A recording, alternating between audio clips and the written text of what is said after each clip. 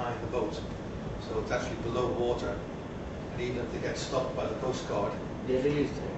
one, they've released it, or two, they let it sink to the bottom, they get on board, they find nothing. But of course, with the unit, they can still detect even below water, so they know that there's something there. So that's when it becomes practical. So they're the kind of questions you're likely to get. Height, depth, weather conditions, and what is electrostatic attraction.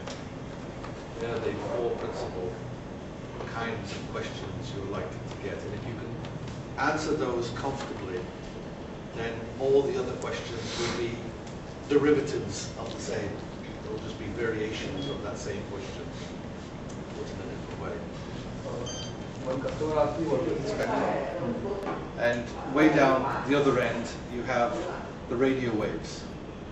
And in between, you have white light, ultraviolet, infrared, super high, ultra high, VHF, which is the radio system that we're using here at Woodbridge, low band, medium wave, short wave, HF or SSB.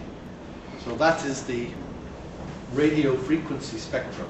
An SSB or HF radio is the kind of radio that the military use and amateurs use to communicate with each other around the world. Ham radio.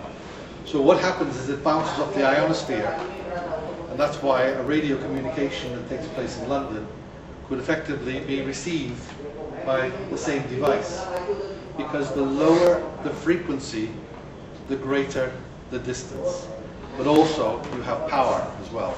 So the power has to be able to get it around the globe.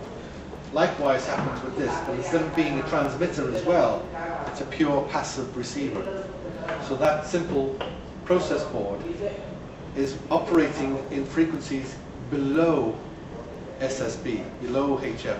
So we're talking about hertz rather than megahertz. So you're looking at around 2 to 10 hertz is the frequency that you're actually looking at. And because that frequency is low, it will penetrate metals, it will penetrate walls, it will penetrate a whole bunch of substances. But there is a distance at which it will communicate. And that distance, we said in tests, with this receiver, is about 1 kilometer in ideal conditions. So that is what is effectively happening when it receives the path of that particular signal. It says, ah, it's down there. So the circuit board is behind here. What the card is doing is it's saying, tune to radio 1, or tune to radio 2, or tune to radio 1 and 2, or to radio 1 and 3. And once it actually finds the same frequency, the antenna says, ah, it's over here. That's where the frequency is coming from. So that's principally a simplistic term of how it determines why to look for this substance rather than another substance. It's because we're tuning the receiver to that frequency.